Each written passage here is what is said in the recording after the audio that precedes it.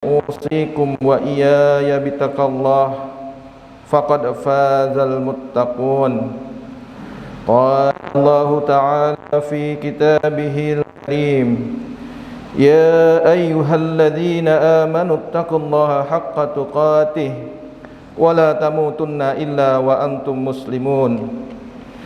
يا أيها الذين آمنوا اتقوا الله وقولوا قولا سديدا يصلح لكم أعمالكم ويغفر لكم ذنوبكم ومن يطع الله ورسوله فقد فاز فوزا عظيما.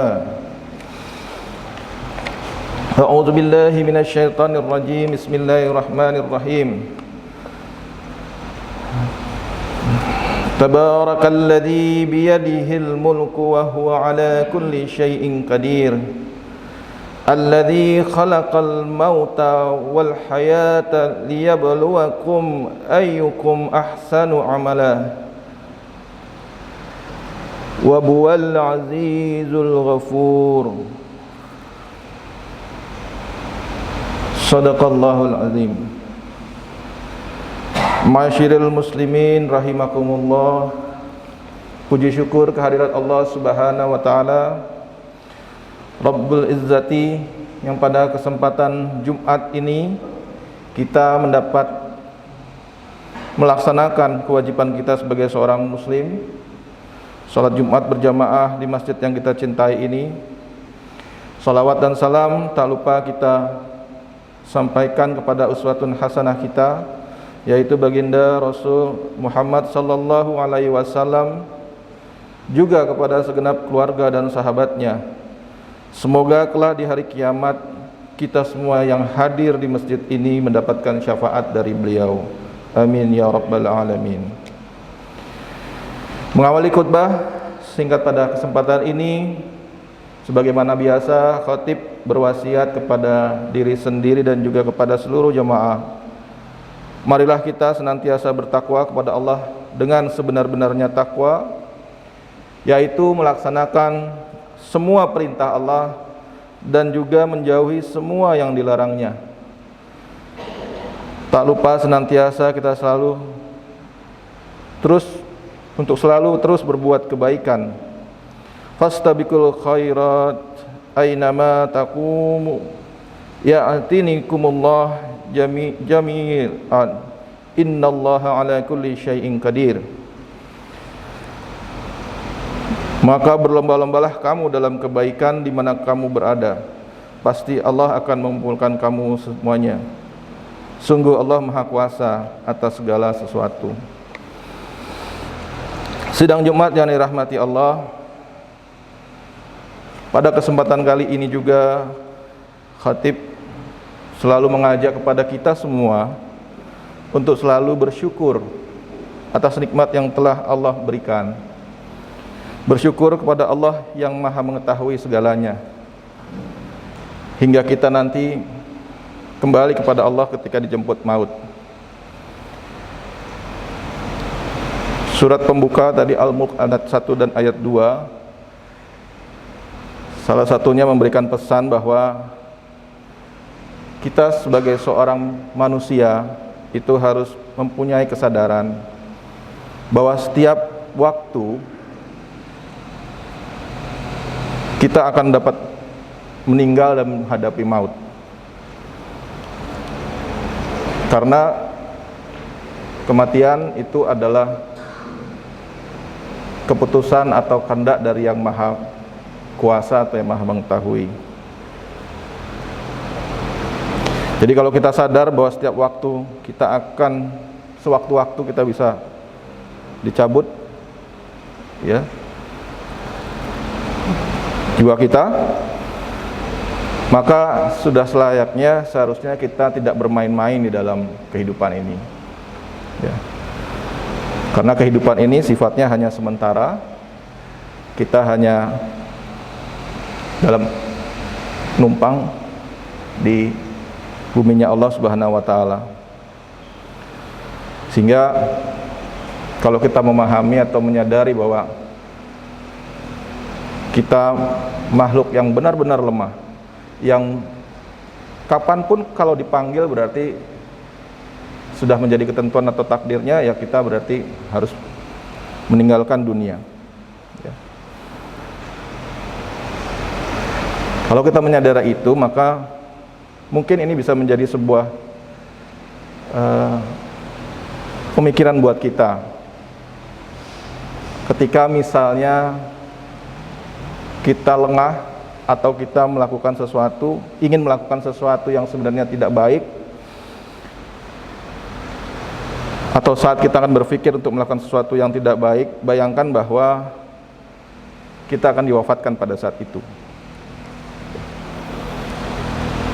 Sehingga boleh jadi akhirnya kita jadi mengurungkan niat yang kurang baik tadi. Jadi segala sesuatu yang mungkin muncul sewaktu-waktu yang mungkin tidak baik, ya kita harus mulai mengingat kembali. Apakah kita bisa yakin bahwa nanti setelah kita lakukan itu kita tidak diwafatkan segera? Dan mudah-mudahan kita bukan termasuk orang yang merugi dalam hidup ini. Sidang Jumat yang dirahmati Allah, sampai saat ini kita memang masih di dalam suasana ancaman gitu ya, karena pandemi memang belum berakhir. Walau berbagai usaha sudah kita lakukan dan harus terus kita lakukan. Sebagai ciri seorang muslim, kita harus terus berikhtiar ya, melakukan hal yang terbaik untuk dapat mengatasi semua masalah atau ancaman yang kita hadapi. Untuk itu marilah kita selalu saling mengingatkan dan menjaga iman kita, menjaga imun kita, dan tentu juga nanti yang juga penting itu adalah menjaga hati kita. Kalau menjaga iman sudah jelas bahwa kita harus tetap yakin bahwa segala sesuatunya itu merupakan kekuasaan, merupakan ketentuan dari Allah, dan kita yakini Allah itu Ahad, Allah Azza wa Jalla. Sedangkan kalau imun, ya tadi kita mencoba menjaga kesehatan atau kekebalan tubuh kita dengan berikhtiar, makan makanan bergizi, menerapkan protokol kesehatan, istirahat yang teratur, ya, berolahraga dan seterusnya. Ya. Ada satu lagi tadi, yaitu menjaga hati. Konteksnya hati di sini memang kita bisa artikan dua ya. Ada hati dalam arti fisik, arti hati sebagai organ tubuh, dan hati dalam arti yang bisa dikatakan metafisik ya, yang nanti akan menentukan kebaikan dan keburukan kita.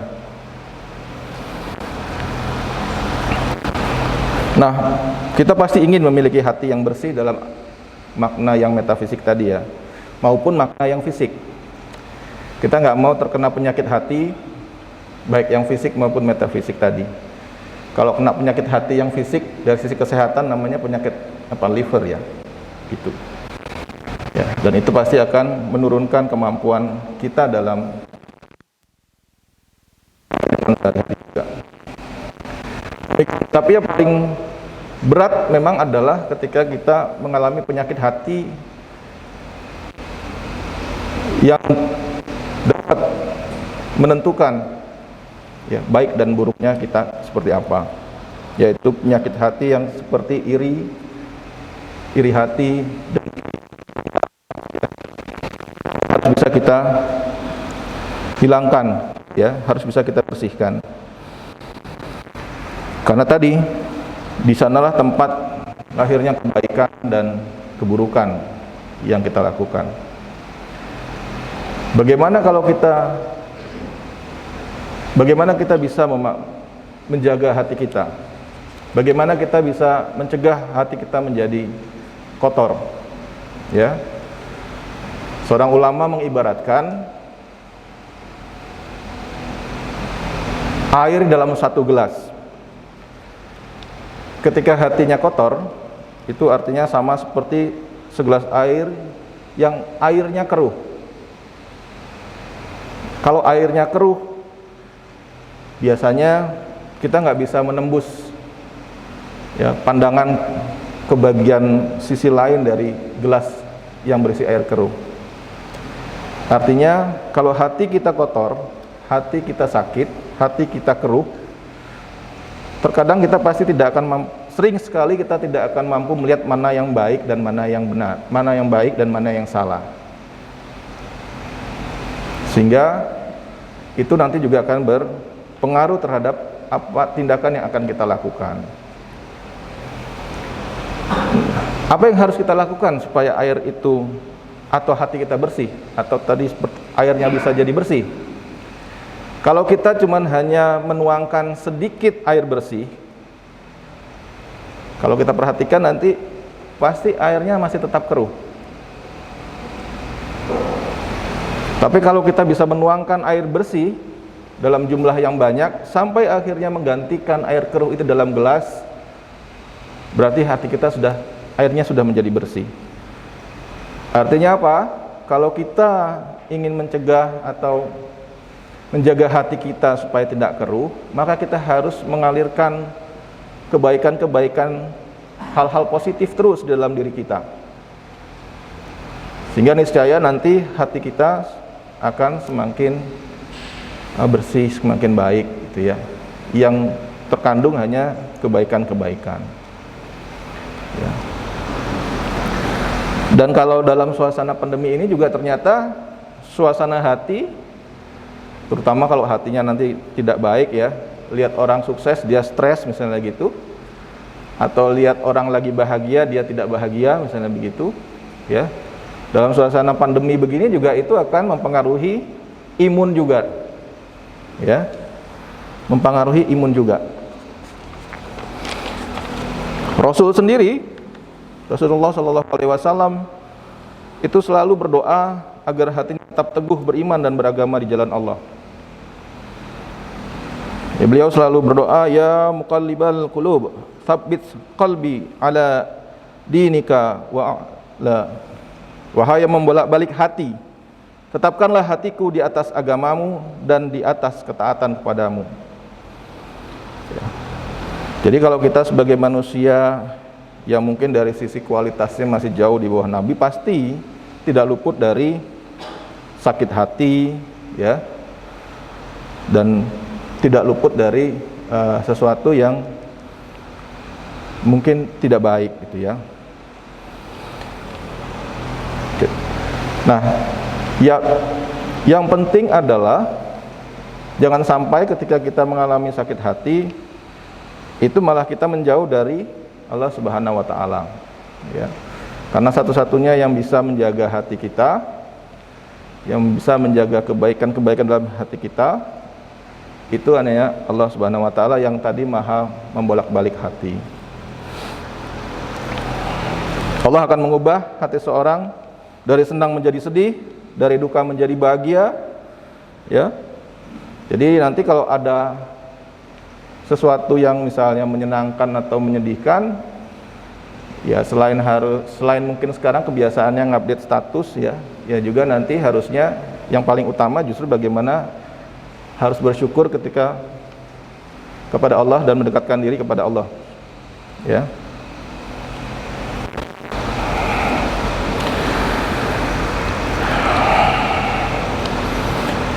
Dan kita harus yakin bahwa segala puji bagi Allah itu yang akan memberikan kita ketenangan dalam hati kita. Sesuai dengan surat Quran surat 13 ayat 28. Alladzina amanu wa tatma'innu qulubuhum bidzikrillah. Ala bidzikrillahi tatma'innul qulub. Yaitu orang-orang yang beriman dan hati mereka menjadi tentram dengan mengingat Allah. Ingatlah, hanya dengan mengingat Allah hati menjadi tentram.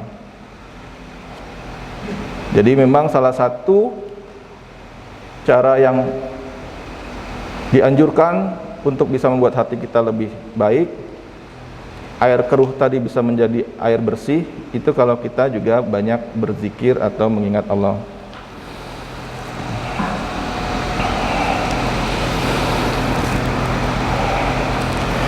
Nah, yang terakhir mungkin ini sering dilantunkan, tapi mungkin ini baik buat kita, ya. Dilantunkan sebuah lirik tentang jagalah hati. Jagalah hati, jangan dikotori. Jagalah hati, lentera hidup ini. Jagalah hati, jangan dinodai. Jagalah hati, cahaya ilahi. Bila hati kita kian bersih, pikiran pun akan jernih. Semangat hidup nan gigih, prestasi mudah diraih. Jadi kalau ada mahasiswa merasa selama ini prestasinya kurang, jangan-jangan memang hatinya belum terjaga. Kalau ada staf, dosen, itu ya, yang selama ini merasa tidak berprestasi, jangan-jangan memang hatinya belum bersih. Termasuk saya, ya. Namun bila hati keruh, batin selalu gemuruh, seakan dikejar musuh, dengan Allah juga makin kian jauh. Namun kalau bila hati kian suci, tak ada yang tersakiti. Pribadi menjadi menawan hati, diri kita juga jadi disegani. Namun bila hati busuk, pikiran jahat pasti merasuk. Akhlak kian terpuruk, jadi makhluk terkutuk. Ini kira-kira lirik ya, tapi sebenarnya lirik ini mengandung makna yang cukup dalam, dan mudah-mudahan bisa menjadi tausiah buat kita bahwa pentingnya kita menjaga hati, atau dengan kata lain, hati-hati dengan hati.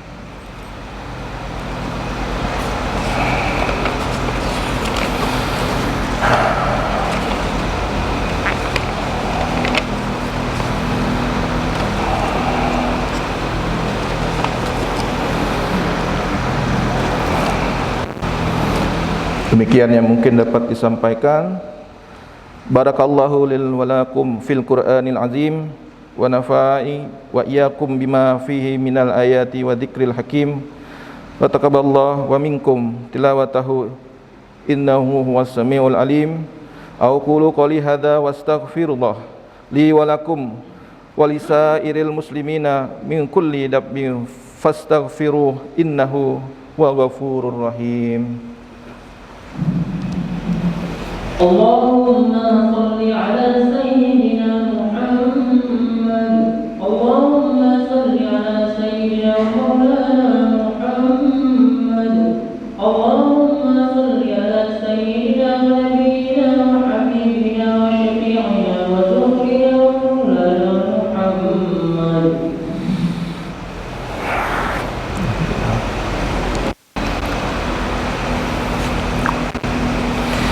Innal hamdalillahi rabbil alamin, wa asyhadu an la ilaha illallah wa waliyas salihin, wa asyhadu anna Muhammadan khatamul anbiya'i wal mursalin. Allahumma shalli ala Muhammad wa ala ali Muhammad kama shallaita ala Ibrahim wa ala ali Ibrahim, wa barik ala Muhammad wa ala ali Muhammad kama barakta ala Ibrahim wa ala ali Ibrahim innaka Hamidun Majid. Inna Allaha wa malaikatahu yusalluna 'alan nabi ya ayyuhalladzina amanu sallu 'alaihi wa sallimu taslima. Allahumma ighfir lil muslimina wal muslimat wal mu'minina wal mu'minat al ahya'i minhum wal amwat innaka sami'un qaribun mujibun da'wat. Rabbana la tuzigh qulubana ba'da idh hadaitana wa hab lana min ladunka rahmah innaka antal wahhab. Rabbana la tuzighna in nasina aw akhtana. Rabbana wa la tahmil alaina isran kama hamaltahu alal ladzina min qablina. Rabbana wa la tuhammilna ma la taqata lana bih wa'fu 'anna waghfir lana warhamna anta maulana fansurna 'alal qaumil kafirin. Rabbana atina fid dunya hasanah wa fil akhirati hasanah wa qina adzabannar walhamdulillahi rabbil alamin. Ibadallah, innallaha ya'muru bil adli wal ihsan wa ita'i dzil qurba wa yanha 'anil fahsya'i wa munkar wal baghi ya'izukum la'allakum tadhakkarun. Fazkurullahal azim yazkurukum washkuru ala ni'amihi yazidkum was'alu min fadli yutikum wala dzikrullahi akbar. Aqimis shalah.